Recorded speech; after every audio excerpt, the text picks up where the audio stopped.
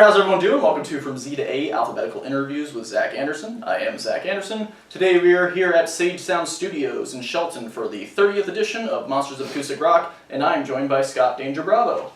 So thank you so much for being on the show. Thanks for having me. So I'm going to ask you the difficult questions as long as they have something to do with the letters of your name.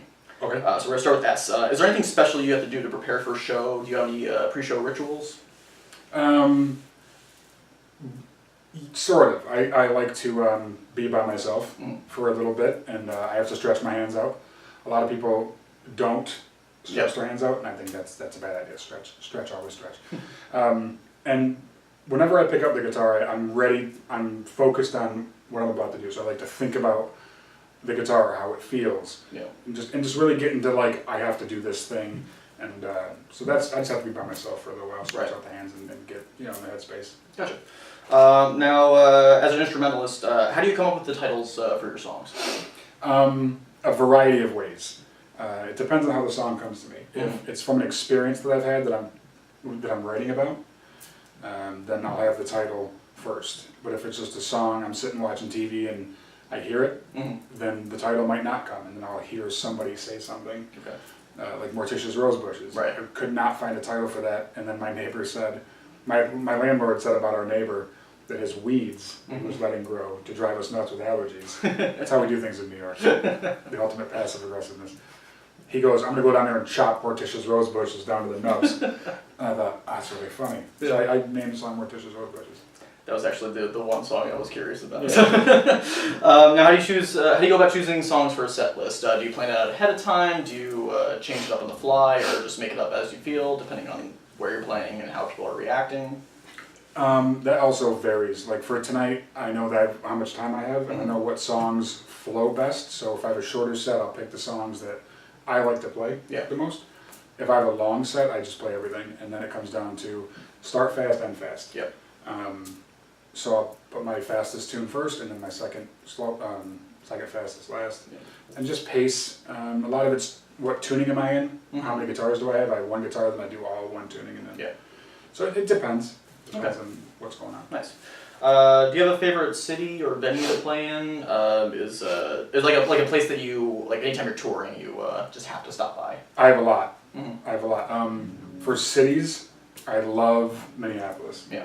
I love it. I love Wilmington, North Carolina. Has one of my favorite venues. The Juggling Gypsy. Yep. It's great. I like the Midwest a lot. So Cincinnati, Cleveland. Cleveland's got some great places. I grew up in Syracuse, so playing the Lost Horizon as an instrumental acoustic guitar has never been done before, so that was a big deal for me. Dingbats in Clifton, New Jersey is a metal bar, and like a legendary metal bar. So to play there as an acoustic instrumental guitarist was really cool. But a lot of venues, the theaters are good. As long as the sound man is good, because I run into that problem a lot. I'm not going to name what city that happens in, but they're not sound men. They're just guys that that play with the mixing board. Yeah, that's a nightmare. But a good sound man and most venues are good venues. Nice. Now, how has your taste in music influenced your style? Well, I started out as a metal guitar player. When I say metal, I mean like heavy, Hatebreed, Killswitch Engage. I started out doing that. So I came into this, it was literally an overnight thing. I was a metal guitar player one day, I heard Tommy Emmanuel, and the next day I was an acoustic instrumental guitar player.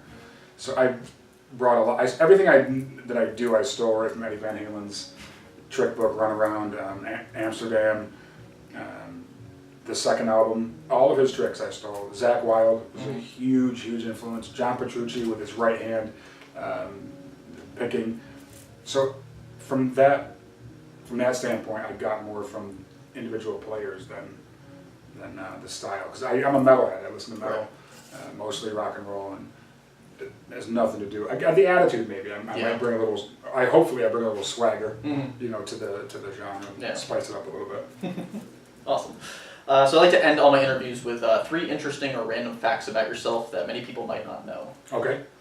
I'm an open book for the most part, to my detriment. So, 3 things you don't know. I am terrified of the dark. Okay. That's a weird thing for a grown man to admit. Not dark, but like pitch black. Like if I'm and being alone. Okay. So if I'm alone in my house and the power goes out, I will jump out the window. Yeah. I will run to the nearest street light. Terrified of pitch black. I like to catch snakes. All right. In my spare time. Okay. I'll go into the woods or by a pond or a creek and try to catch snakes. Mm-hmm. And what else? The third fact about myself.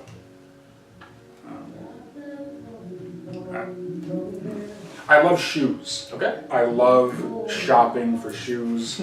I own many pairs of shoes. I love a good pair of shoes. Nice. Really does it for me. Excellent.